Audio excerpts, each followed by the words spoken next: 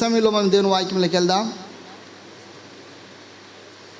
మొదటి తెస్సలోనిక 2వ అధ్యాయము 6 నుండి 9 వచనాలు. మొదటి తెస్సలోనిక రాసిన పత్రిక 2వ అధ్యాయము 6 నుండి 9 వచనాలు.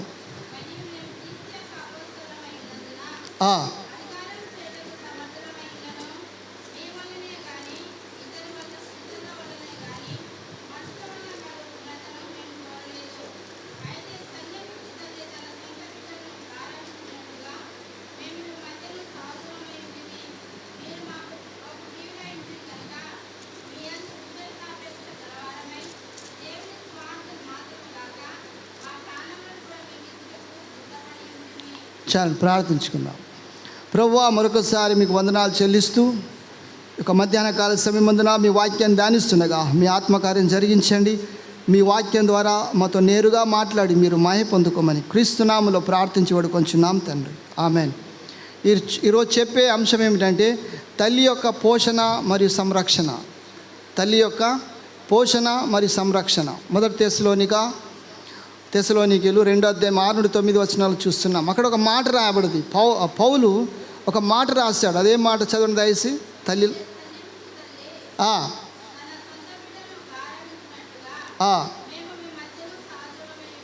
చాలండి. ఇది సున్నితమైన ఒక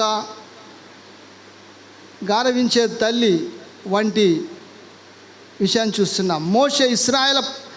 మోషే ఇశ్రాయేలుకు పాలిచ్చే తల్లిగా తనను తాను చిత్రీకరించుకోవడం అనేది మనము పౌలు మనసులో ఉండవచ్చు. చూద్దాం, సంఖ్యాకాండంలోకి వెళ్దాం. సంఖ్యాకాండం 11వ అధ్యాయం 12వ వచనం చదవండి.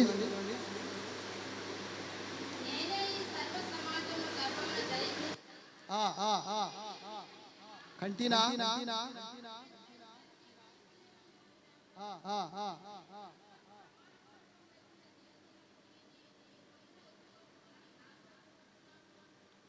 మోషే ఇక్కడ ఇశ్రాయేలు పాలించే తల్లిగా తనను తాను చిత్రీకరించినట్లుగా మనకు కనబడుతుంది. బహుశా ఆ విషయం పౌలు యొక్క మనసులో ఉండొచ్చు. అదేవిధంగా మనం చూసినట్లయితే అతడు 2 కొరింథీయులు కూడా మాట రాయబడింది. 2 కొరింథీయులు 12వ అధ్యాయము 14-15 వచనాలు మనం చూస్తాం.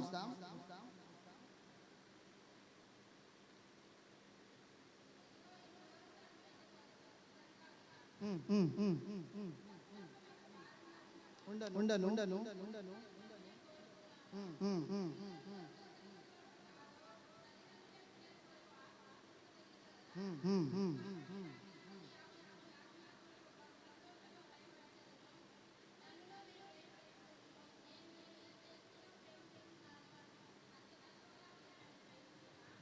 చూడండి ఎంత చక్కటి మాట. పిల్లలు తల్లిదండ్రుల కొరకు కాదు, తల్లిదండ్రులే పిల్లల కొరకు. కనుక అక్కడ ప్రేమను వ్యక్తపరుస్తున్నారు. పౌలు తల్లి యొక్క ప్రేమను వ్యక్తపరుస్తున్నారు. అది సున్నితమైనది.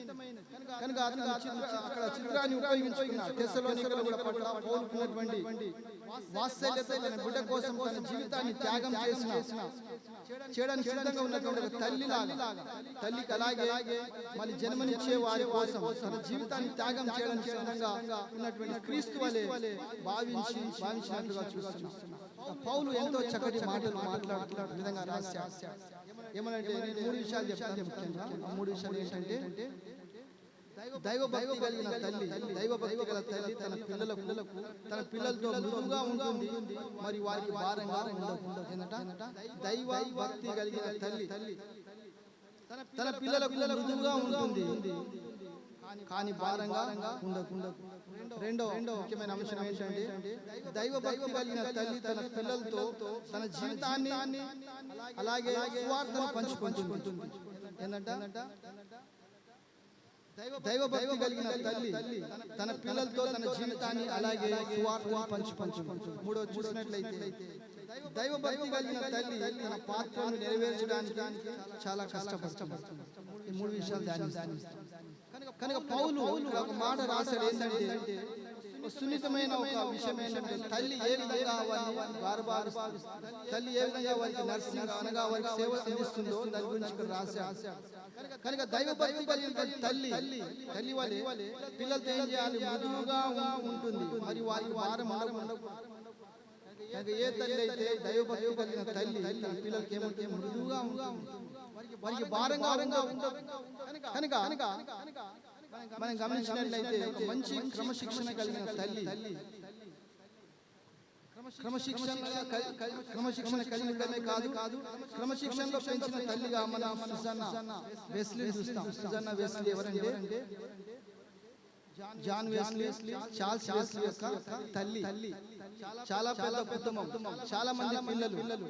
వారందరి కొరకు తన జీవితాన్ని అంకితం చేసి వాళ్ళందరినీ ఎంతో క్రమశిక్షణతో దేవుని భయభక్తిలో పెంచినటువంటి ఒక గొప్ప మహా తల్లిగా మనం చూస్తున్నాం.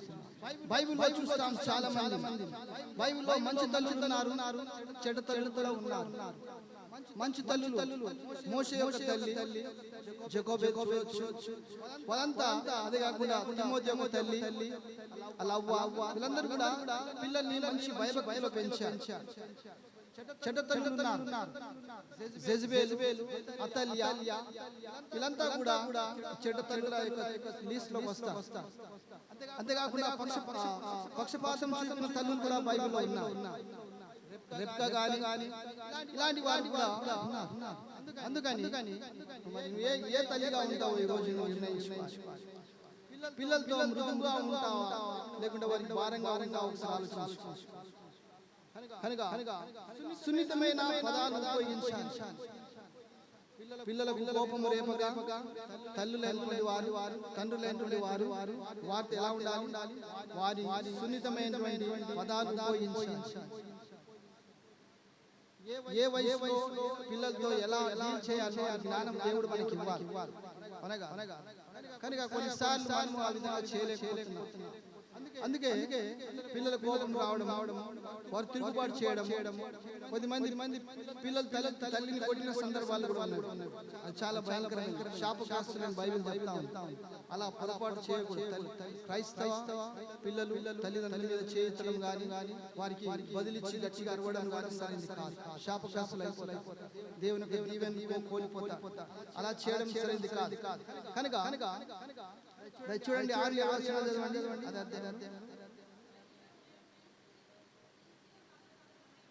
విన్నందున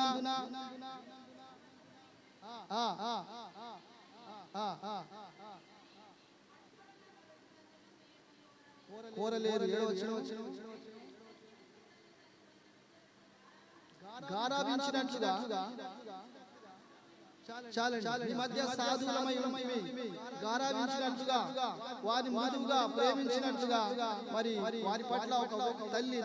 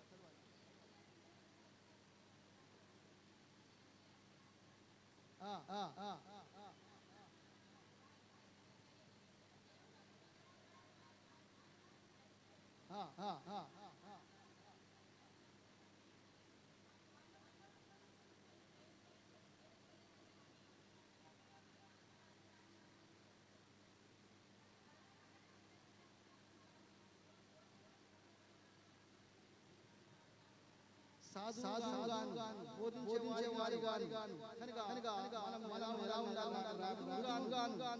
కనుక ఆ మాట మొదటి పేతురు 3:4 వచనం.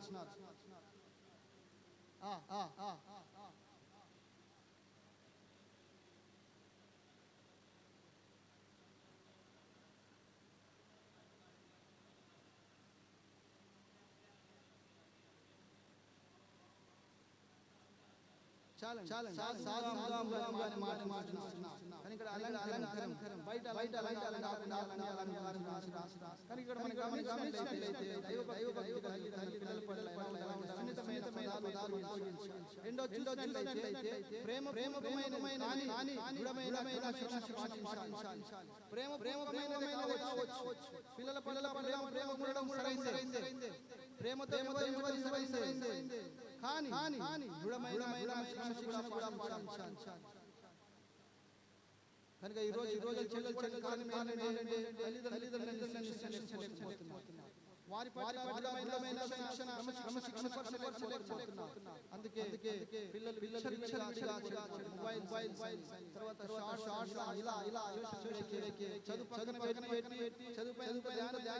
తగ్గిపోయింది.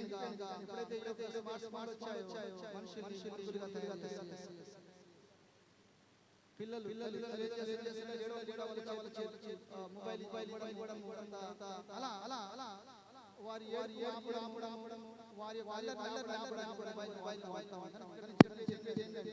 ప్రేమ ప్రేమ ప్రేమ పిల్లల ప్రేమ కనపరచాలి.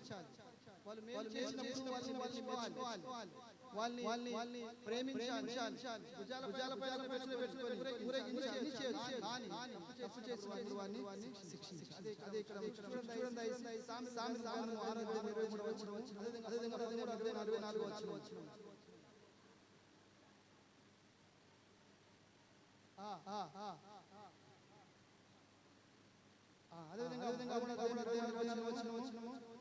బెత్తము వాడినవాడు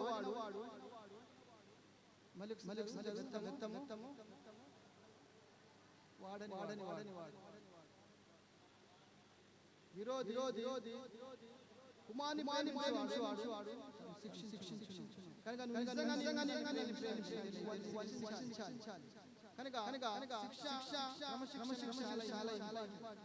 అందుకే వయసు బట్టి వాళ్ళతో వ్యవహరించాలి. సరైనది కాదు. కనుక మనం చూసినట్లయితే ఎప్పుడైతే ఒక మొక్క అది చిన్నగా ఉన్నప్పుడు దాన్ని ఏం చేయాలి? సరి చేయాలి. అది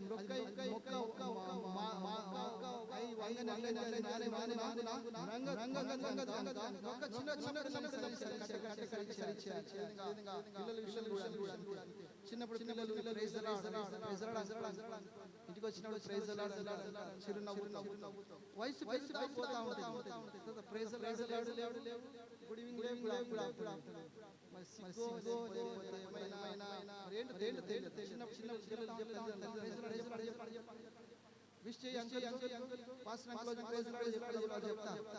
కానీ వాళ్ళు ఏవైతే క్రమశిక్షణ చాలా అవసరం. 25:11 వచ్చిన సామెత 25:11 వచ్చిన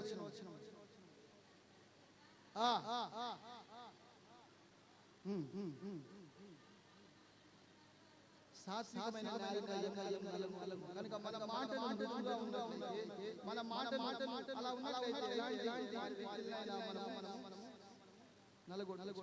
కనుక అదే ప్రేమమైనది కావచ్చు కానీ దృఢమైన శిక్షణ మనం పాటించడం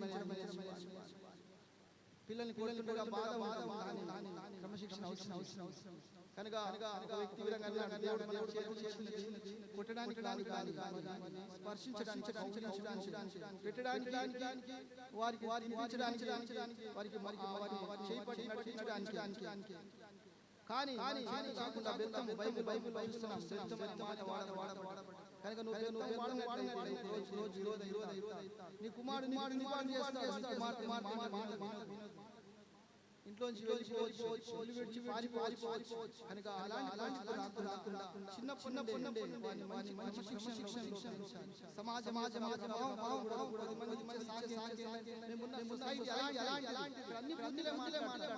ఇక్కడ అన్ని కూడా మాటికి కానీ మీరు వారి శిక్షణ మీరు వారి బోధించాలి సమాజ అలాంటి వాటి చెడిపోయిన సంఘంలో అలాంటి వారు చెడిపోయారు దేవురమైపోయారు సంఘం లేదు అలా అడిగిన వారు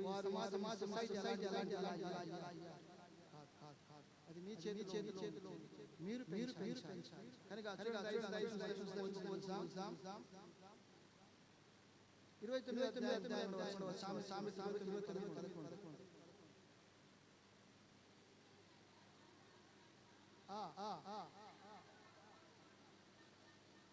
చూపకుండును కనుక చూసినట్లయితే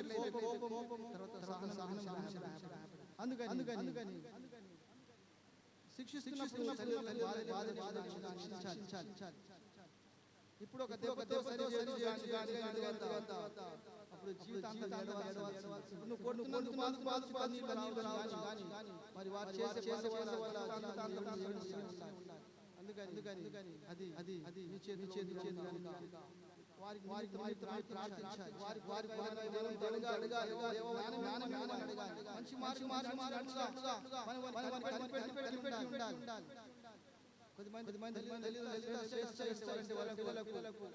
చాలా చాలా చాలా రాత్రి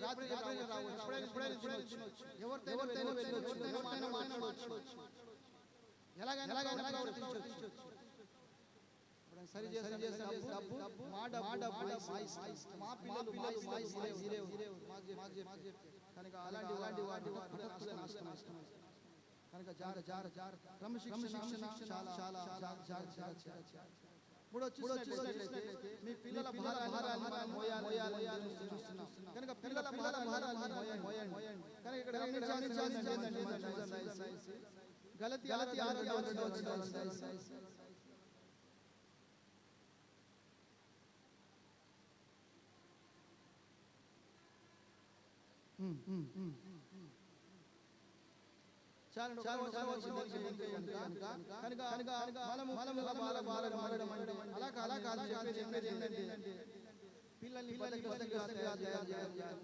పిల్లల్ని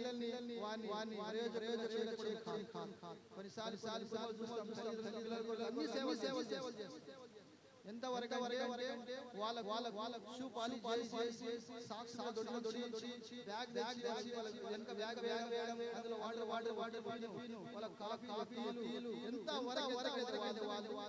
వాళ్ళు ఏమి లేవగానే రెడీ అలాంటి క్రమశిక్షణ తెలియదు ఒక జీవితం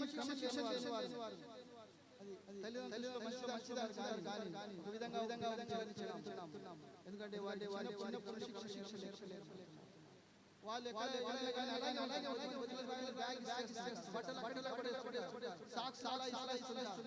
అది ఎక్కడ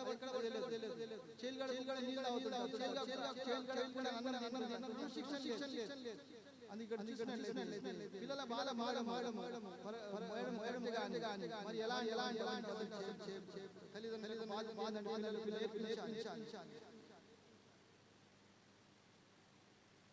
కనుక అక్కడ పిల్లలు మంచిదే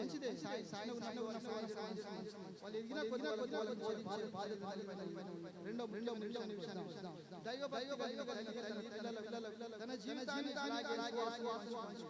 రెండు విషయాలు ఈ రోజు తల్లిదండ్రులతో చెప్పలేదు కనుక నువ్వు ఎలా పైకి వచ్చావు? నీ పిల్లలు తెలుసుకోవాలి, వాళ్ళకి బోధించు. నిజమే చెప్పు. ఏమి ఎలా జరిగిందో అదే చెప్పాలి. పిల్లలతో ఏం చేయాలంటే నీ జీవితాన్ని పంచుకో. నీ జీవితంలో పడిన కష్టాలు కానీ, దేవుడు చేసిన మేలులు కానీ, దేవుడు నిన్ను ఎలా రక్షించుకున్నాడు, దేవుడు ఎలా నీకు సహాయం చేశాడు, మరి నువ్వు ఎలా చదువుకున్నావు, ఎలా బాగుపడ్డావు, ఎలా ఉద్యోగం సంపాదించావు, ఎలా సేవలకు వచ్చావు, ఇవన్నీ కూడా పిల్లలతో పంచుకోవాలి. నీ జీవితాన్ని పిల్లలతో పంచుకోవాలి. ఎందుకంటే ఈ రోజు పిల్లలకు పడిన కష్టాలు తెలుసు. కనుక వాళ్ళ డాడీ ఎంతో కష్టపడి కనుక రోజు అందుకే అదే చూసి నీ జీవితమే కాదు అనగా రక్షణ చాలా రక్షణ ఎంతమంది దేవుని మాట్లాడుకుంటారు. ఎన్ని కుటుంబాల్లో కుటుంబ ప్రార్థన 5 నిమిషాలు కనుక ఈ రోజు ఎందుకంటే ఇది వారం బుధవారం కానీ ఈ రోజు పిల్లలు మీతోటే ఉంటారు, మీ పక్కలో ఉంటారు, మీతో కలిసి చేస్తారు. మరి మీ దగ్గర అలాంటి వారికి మీరే వాళ్ళు చెడిపోవడానికి అందుకని మీ జీవితాన్ని పంచుకో. వారికి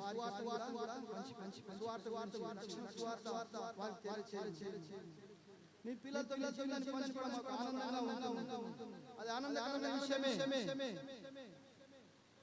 కొద్దిమంది కన్నీరు తెలియదు. అందుకే జీవితం అంటే వారికి పోషణ మరియు సంరక్షణ అవసరం. చిన్నగున్నప్పుడు వారిని పోషించాలి, వారిని కాపాడాలి, సంరక్షించాలి. వారిని బలపరచాలి, వారిలో చైతన్యం నింపాలి, మరి స్ఫూర్తి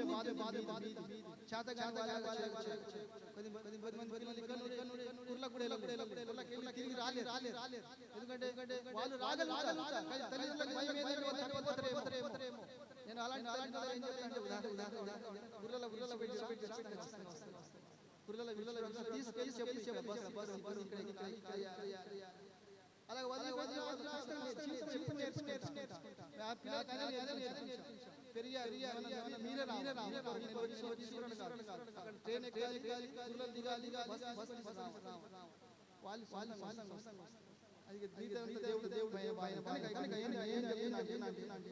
వారు ఎక్కువ కాలం పిల్లలు వాళ్ళ కుటుంబాలు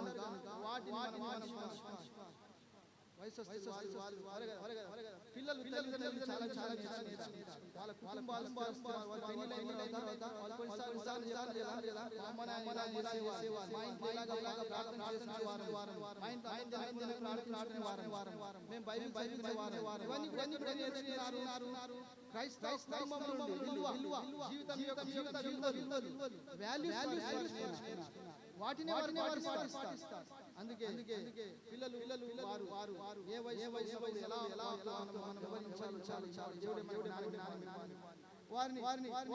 వారికి మీ పోషణ అవసరం. దేవుని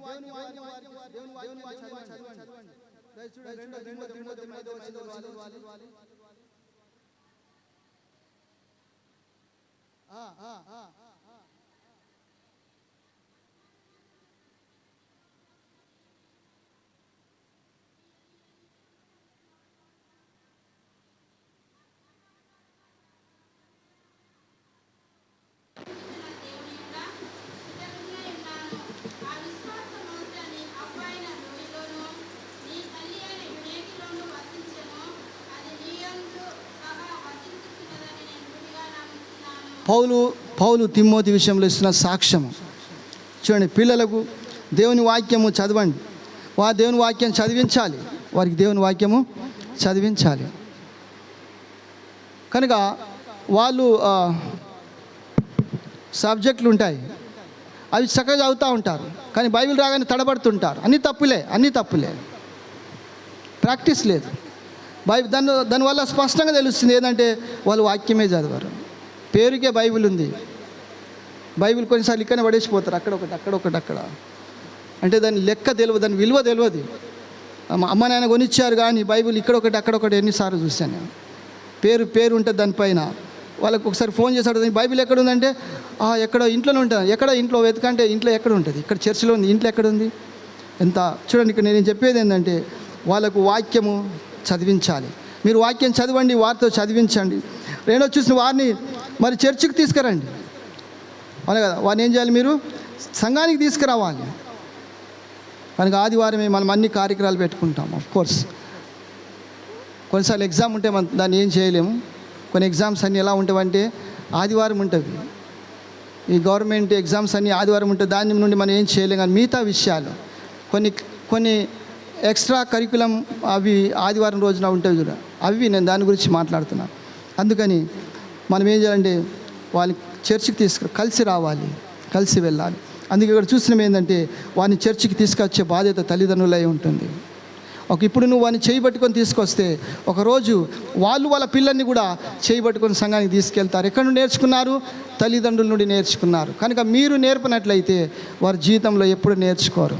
కొన్నిసార్లు చూస్తుంటాం సంఘానికి ఎలా వస్తారంటే ముందు వాళ్ళ అమ్మ వస్తుంది, ఆ తర్వాత వాళ్ళ డాడీ వస్తాడు, ఆ తర్వాత వాళ్ళ సిస్టర్ వస్తుంది, ఆ తర్వాత వాళ్ళ బ్రదర్, ఇలా వంతులుగా టైం ప్రకారం పాటలు అయిన తర్వాత ఒకరు వస్తారు, ఫస్ట్ మేజ్ అయిన తర్వాత ఇంకొకరు వస్తారు, ముగింపు ప్రార్థనలో చివరి ఆశీర్వాదానికి ఇంకొకరు వస్తారు.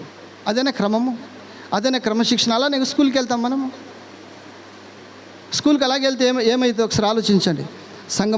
సంఘం అంటే ఎంత అలక్ష్యం, ఎంత నిర్లక్ష్యం ఒకసారి ఆలోచించండి. అంతేకాకుండా వారికి ఒక ఉదాహరణ సెట్ చేయాలి. తల్లిదండ్రులు ఏం చేయాలి? ఒక మాదిరిగా, ఒక ఉదాహరణగా ఉండాలి. తల్లిదండ్రుల వారికి ఒక ప్రేరేపణ ఉండాలి, ఒక స్ఫూర్తిగా ఉండాలి, ఒక మాదిరిగా ఉండాలి. మీరు ఉదయం లేచి మ్రోకరించి ప్రార్థించండి. పిల్లలకు చెప్పనవసరం లేదు, వారు చూసి వారు నేర్చుకుంటారు. అరే మా అమ్మ నాయన ఇంతగా ప్రార్థిస్తున్నారు కదా, మనం కూడా ప్రార్థన చేద్దాం, మనం కూడా బైబిల్ చదువుకుందాం. మీరే బైబిల్ చదవకుండా, మీరే ప్రార్థించకుండా మీ పిల్లలకు ప్రార్థించమంటే ఎలా చేస్తారు? చెయ్యరు. కనుక అది అసాధ్యం. అందుకని మీ అందరితో చెప్పేది ఏంటంటే ముందు మీరు చేయండి, తర్వాత మీ పిల్లలు ఆటోమేటిక్గా వాటిని చేస్తారు. చివరి విషయం చూద్దాం. దైవభక్తి కలిగిన తల్లి పాత్ర నెరవేర్చడం చాలా కష్టపడుతుంది. ఆమె చాలా కష్టపడుతుంది. చూడండి దయచేసి 2 తెస్సలోనిక 3:7-8 చదవండి.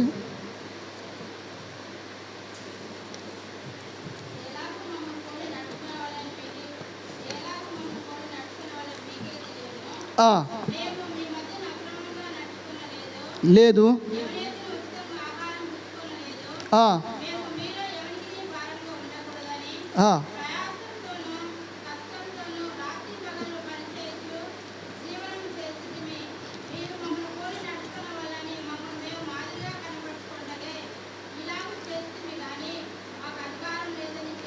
చాలండి. ఇక్కడ చూసిన భక్తి కలిగిన తల్లి తన పాత్ర నెరవేర్చడానికి చాలా కష్టపడుతుంది. పౌలు ఇక్కడ ఒక తల్లిగా మరి విశ్వాసుల పట్ల ఏ విధంగా ఆయన ప్రవర్తించాడు ఆ విషయాన్ని జ్ఞాపకం చేస్తున్నాడు. ఒకరి భారంగా ఉండకుండా వారు దీవరాత్రులు కష్టపడ్డారు. వారి అధికారాన్ని దుర్వినియోగం చేసుకోలేదు. వారు ఎంతో శ్రమించారు, కష్టపడ్డారు, ఒక మాదిరిగా మార్గదర్శకులుగా ఉన్నారు. కనుక దీని కింద 3 విషయాలు ఏంటంటే, ఒక తల్లి అనేది అలసిపోయే పని, అనగా మదరింగ్ అనేది ఏంటంట అలసిపోయే పని. అనగా ఉదయం నుండి మధ్యరాత్రి వరకు కష్టపడుతూనే ఉంటారు. పురుషులు 8 గంటలే చేయొచ్చు, ఓవర్ టైం దొరికితే 10 గంటలు చేయొచ్చు, 12 గంటలు చేయొచ్చు. కానీ స్త్రీలు కదా ఉదయం నుండి 4:30 నుండి ఉదయం 5 గంటల నుండి మధ్యరాత్రి 12 గంటల వరకు ఏదో పని చేస్తూనే ఉంటారు. కానీ ఆ పనిలాగా ఉండదు, ఎవరికి పురుషులకు కనబడదు. నీకేంది ఇంట్లో ఫ్యాన్ కింద నువ్వు వంట చేస్తూ కూర్చుంటావు, అది కానీ అది ఒడవని పని, అవునా కదా. అది ఎలాంటిదంటే అలసిపోయే పని, చాలా అలసట, చాలా బలహీనతకు గురి చేసే పని. అందుకే వాళ్ళలో చాలా ఆరోగ్య సమస్యలు వస్తూ ఉంటాయి. కాల్షియం తక్కువ ఉండడము, రక్తహీనత, బలహీనత, కళ్ళు తిప్పడం, ఇలాంటివన్నీ కూడా ఎందుకంటే వారు అలసిపోయి పని చేసి అలసిపోతారు. అందుకే మదరింగ్ అనేది, తల్లి పాత్ర అనేది అది చాలా అలసిపోయే పనిగా మనం చూస్తున్నాం. కానీ దాన్ని పిల్లలు గమనించరు, భర్త గమనించడు. ఒకవేళ తల్లి తన కుటుంబాన్ని విడిచి వాళ్ళ అమ్మోళ్ళ ఇంటికి వెళ్ళినప్పుడు ఎన్నిసార్లు ఫోన్ చేస్తుంటారు, త్వరగా వచ్చేయి, ఇంకేం చేస్తున్నావు, ఎన్ని రోజులు ఉంటావు, ఇక్కడ ఇబ్బంది అవుతుంది. మరి అప్పుడు తెలుస్తుంది విలువ ఏంటో, అలా కదా. అందుకని మదరింగ్ అనేది అలసిపోయే పని. రెండో చూస్తున్నాం, పౌలు అదే చెప్తా ఉన్నాడు. ఆయన ఎంతో కష్టపడ్డారు, శ్రమించారు, ఒక తల్లిగా శ్రమించి మాదిరిగా ఉన్నాడు. రెండో చూసిన తల్లిగా మారడం అనేది కష్టమైన పని. తల్లిగా మారడం అనేది చాలా కష్టమైన పని. తల్లి బిరుదు అనేది చాలా కష్టమైన పని. ఎందుకంటే బాధ్యతతో కూడినటువంటి పని. ఎన్నో బాధ్యతలు ఉంటాయి అందులో. ప్రతి స్త్రీ తల్లి కావాలని కోరిక, అవునా కదా. అందరికీ పెళ్లి చేసుకొని తల్లి కావాలని కోరిక ఉంటుంది. ఎందుకంటే అది చాలా ధన్యకరమైన విషయము, అది చాలా ధన్యకరమైన విషయము. కానీ తల్లి కావడం వాళ్ళ చేతిలో లేదు, దేవుని చేతిలో ఉంది. గర్భఫలం ఇచ్చేది ఎవరు? దేవుడే. అందుకే కొత్తగా వివాహమైన వారితో చెప్పేది ఏంటంటే, ఫ్యామిలీ ప్లానింగ్లు, ఈ రొమాంటిక్ ప్లానింగ్లు అలాంటివి ఏమి వద్దు, అవునా కదా. కొన్నిసార్లు ఏం చేస్తారు వాళ్ళు, 3 సంవత్సరాల దాకా మాకు పిల్లలు వద్దు, 5 సంవత్సరాల దాకా మాకు పిల్లలు వద్దు, ఆ ప్లాన్ అల్లది. మనకు పిల్లలైతే మధ్యలో ఒక భారం అయిపోతారు. నువ్వు ఆటలాడేది ఎవరితో తెలుసా? దేవునితో నువ్వు ఆటలాడుతున్నావు. కనుక ప్లానింగ్లు వద్దు. దేవుడు పెళ్లి చేసుకున్నాడు, నెక్స్ట్ ఏంది? దేవుడిచ్చే బహుమానం పిల్లలు పొందుకోవాలి. అందుకే తల్లిగా మారడం అనేది చాలా కష్టమైన పని. అంత సులువైంది, అంత ఈజీ అయింది కాదు. తల్లి యొక్క విలువను తెలుసుకోలేక ఎంతోమంది వాళ్ళు ఉంటుండగా వాళ్ళ విలువ తెలియదు, కానీ వాళ్ళు చనిపోయిన తర్వాత తల్లి యొక్క విలువను వారు తెలుసుకుంటారు. అందుకే ఈరోజు నా దాంట్లో ఒకటి, నా స్టేటస్లో ఒకటి పెట్టాను. ఏం పెట్టానంటే మదర్స్ డే పెట్టాను. మదర్స్ డే రోజు నా పిల్లలు, కోడళ్ళు అందరూ తల్లితో సెల్ఫీ తీసుకుంటాను. ఇలా ఈరోజు మదర్స్ డే కదా, అందరూ సెల్ఫీ తీసుకున్నారు. నెక్స్ట్ రోజు అడ్రస్ లేదు, ఒకతే కూర్చున్నది సోఫాలో. మదర్స్ డే, నెక్స్ట్ రోజు అదర్స్ డే. అంటే ఈరోజు మదర్స్ డే కనుక అందరు ఏం చేస్తున్నారు? సెల్ఫీలు. అమ్మ ఆశీర్వాదము, అమ్మ దీవెన, అమ్మ భోజనము, అమ్మ చేతి వంట, ఈరోజు అన్నీ. కానీ మర్నాడు అమ్మ లేదు, ఏం లేదు. అదే మదర్స్ డే అని కొద్దిమంది జరుపుకుంటారు. మదర్స్ డే రోజున కనీసం అమ్మని జ్ఞాపకం చేసుకోవడానికి ఆయన ఈరోజు పెట్టారు. అది కాదు కదా, ఈ ఒక్కరోజే కాదు, జీవితాంతం జ్ఞాపకం ఉంచుకోవాలి. చివరిగా చూసినట్లయితే తల్లి అవడం అంటే అంతులేని పని అది. కనుక తల్లి అవడం అంటే అది అంతులేని పని. ఇప్పుడే చెప్పాను, అలసిపోయే పని, కష్టమైన పని. మూడోది చూసి అంతులేని పని. ఎందుకంటే రెస్ట్ ఉండదు వాళ్ళకు. రెస్ట్ అనేది అస్సలే ఉండదు. కొన్నిసార్లు వేరే వాళ్ళకి రెస్ట్ ఉండొచ్చు, కానీ వాళ్ళకు నో రెస్ట్ అనేదే ఉండదు. వాళ్ళు కష్టపడి పని చేస్తూనే ఉంటారు. ఒకటైన తర్వాత ఒకటి చేస్తూనే ఉంటారు. రెండోది చూసినట్లయితే వారికి రివార్డ్ ఉండదు, వారిని మెచ్చుకునే వారు ఉండరు, వారికి రివార్డ్ ఇచ్చేవారు ఎవరు ఉండారు. అది నీ బాధ్యత, నీ పని అని చెప్తారు. కనుక వాళ్ళకి రివార్డ్స్ లేవు, అన్నీ షౌటింగ్స్లే ఉంటుంది, అవునా కదా. ఇది బాగాలేదు, అది బాగాలేదు, ఇలా చేసావు, అలా చేసావని చెప్పేవాళ్ళు, కానీ ఇంత కష్టపడ్డావా అని చెప్పి మెచ్చుకునేవారు చాలా తక్కువ. వాళ్ళకి రెస్ట్ ఉండదు, వాళ్ళకు రివార్డ్ ఉండదు. అంతేకాదు వాళ్ళకి అప్రిషియేషన్ అది కూడా ఉండదు. ఏంటంటే ప్రజలు వాళ్ళ పనిని మెచ్చుకోరు. కనుక తల్లి అంతులేని పని గురించి చూస్తున్నాం. అంతేకాకుండా తల్లికి ఏముండదు, ఒక రిటైర్మెంట్ అనేది ఉండదు, అవునా కదా. చచ్చే వరకు సేవలు చేస్తూనే ఉంటుంది. ఒక తల్లిగా పిల్లలకు సేవ చేస్తుంది. పిల్లల పెళ్ళైన తర్వాత మరి వాళ్ళకు సేవ చేస్తుంది. వాళ్ళకు మనమరాలు పుడితే వాళ్ళకు సేవ చేస్తుంది. ఒకవేళ బ్రతుకుంటే వాళ్ళ పెళ్ళిళ్ళు అయితే వాళ్ళకు సేవ చేస్తుంది. చచ్చే వరకు ఆమె సేవ చేస్తూ చనిపోతుంది. తల్లి అనగా ఇక్కడ ఏం చూస్తున్నామంటే ఆమె జీవితం అంతా కూడా ఒక బలియాగంతో కూడినది, ఒక త్యాగంతో కూడిన జీవితం. అందుకని రిటైర్మెంట్ అనే మాట తల్లి యొక్క డిక్షనరీలో లేదు, అవునా. వృద్ధులైన వారు కూడా కష్టపడుతుంటారు. ఏదో ఒక చిన్న పని, వాళ్ళు పని చేయకుండా భోజనం చేయలేరు. ఎందుకంటే అలవాటైంది. 60 సంవత్సరాలు 70 సంవత్సరాలు వాళ్ళు కష్టపడ్డారు కనుక వాళ్ళు అలా మౌనంగా కూర్చోలేరు. ఎంత చెప్పినా వినరు. వద్దనగానే చేస్తుంటారు, అయ్యో పడిపోతామన్నగానే చేస్తుంటారు. ఎందుకంటే చేసిన ప్రాణం కనుక వాళ్ళకి తృప్తిగా ఉండదు, సమాధానం ఉండదు, వాళ్ళు కష్టపడుతూ ఉంటారు. అందుకే అదే చూస్తున్నాం ఇక్కడ. ఏంటంటే రిటైర్మెంట్ అనేది వాళ్ళకు ఉండదు. తల్లి కావడం యొక్క గొప్ప ధన్యత. సమాజంలో మరి ఈ రోజుల్లో చూసినట్లయితే పరిస్థితులు కొంచెం వేరుగా భిన్నంగా ఉన్నవి. ఏంటంటే వివాహాలు అవుతున్నవి కానీ వారు తల్లులు కాలేకపోతున్నారు. ఎందుకంటే ఏ సమయంలో ఏం చేయాలనో అది చేయలేకపోతున్నారు. అదే చాలా బాధాకరమైన విషయం. అందుకే వారు కొంచెం నిర్లక్ష్యం స్వభావంతో ఉంటున్నారు. మరి దానికి కారణాలు ఎన్నైనా ఉండవచ్చు. ఉద్యోగం కావచ్చు, ఇంటి పరిస్థితులు అనుకూలంగా ఉండకపోవచ్చు, డబ్బులు ఉండకపోవచ్చు, సరైన వ్యక్తి దొరకకపోవచ్చు, దానికి 100 కారణాలు ఉండొచ్చు. ఏదేమైనా సరే మనం ప్రార్థనాపూర్వకంగా ముందుకెళ్ళినట్లయితే దేవుడు తప్పకుండా మార్గం చూపుతాడు. ఎక్కడైతే మనం ప్రార్థనాపూర్వకంగా వెళ్తామో దేవుడు తప్పకుండా సాయం చేస్తాడు. కనుక తల్లి కావడం అనేది ఒక గొప్ప భాగ్యంగా మనం భావిస్తున్నాం. అది గొప్ప ఆశీర్వాదం. కనుక తల్లులైన వారు మన మధ్య ఉన్నారు. కనుక మీ ప్రయాసం వ్యర్థం కాదు. కనుక అది మీ చేతిలో ఉంది. కనుక మీ సేవను దేవుడు లెక్కిస్తాడు, గుర్తుంచుకుంటాడు. అందుకే నేను మేము పొగడాలని కాదు, కానీ దేవుని వాక్యంలో చూసి పౌలు అదే వ్యక్తపరుస్తున్నాడు. ఎలా ఆ తెస్సలోనిక విశ్వాసుల పట్ల ఆయన యొక్క ప్రతిక్రియ, ఆయన యొక్క ప్రవర్తన ఎలా ఉందో మనం చూసాం. కనుక తల్లులైనటువంటి మీరు ఒక మాదిరిగా, ఒక మార్గదర్శకులుగా ఉంటూ పిల్లల్ని ఒక క్రమశిక్షణలో పెంచుతూ ప్రేమపూర్వకంగా వారిని సరిదిద్దుతూ చక్కపరుస్తూ ప్రయోజకులుగా చేయాలి. సమాజంలో కానీ, సంఘంలో కానీ, మరి దేవుని సేవలో కానీ వారిని ఒక మంచి ప్రయోజకులుగా చేయాలి. దేశం కొరకు కానీ, దేవుని కొరకు కానీ వారు అందుబాటులో ఉండేటట్లు చేయాలి. అది బాధ్యత మీపై ఉన్నది.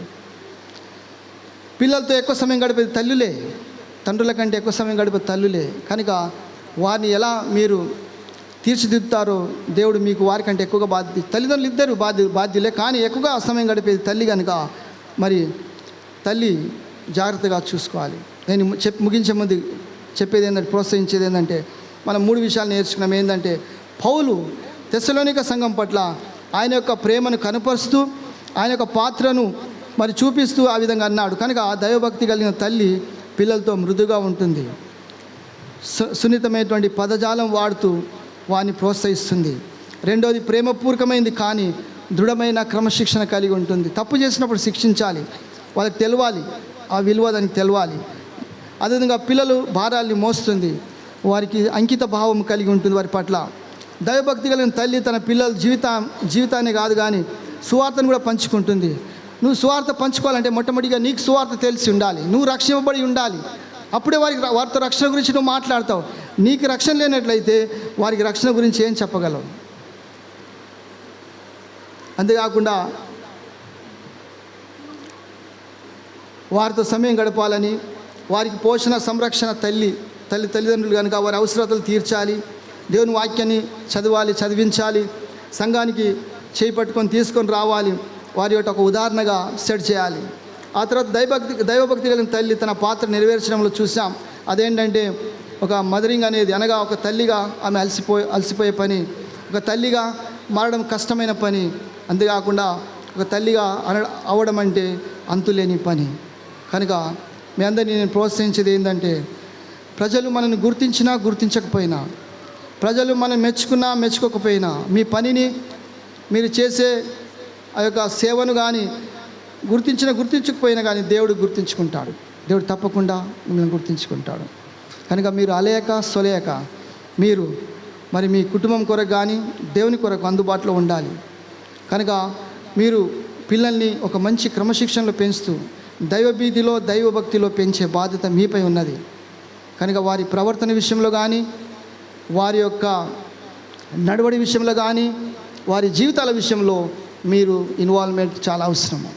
అందుకని మీ అందరినీ ప్రోత్సహిస్తూ నేను చెప్పేది ఏంటంటే, ముగించే ముందు కనుక తల్లులు అయినటువంటి మీరు ఒక తల్లిగా బాధ్యతపూర్వకంగా నీ బాధ్యతను నిర్వహించి మిగతాదంతా దేవునికి నువ్వు అప్పగించు. ప్రార్థనపూర్వకంగా వారిని భయభక్తిలో పెంచి వారికి బోధించాల్సిన విషయాలు, నేర్పించాల్సిన విషయాలు నువ్వు నేర్పించు. మిగతా అంతా దేవునికి వదిలే, దేవుడే చూసుకుంటాడు. కనుక ఈ సమయంలో మనం ఇంతటితో ముగించుకుందాం. తల్లి అవ్వడం అనేది అంత ఈజీ కాదు.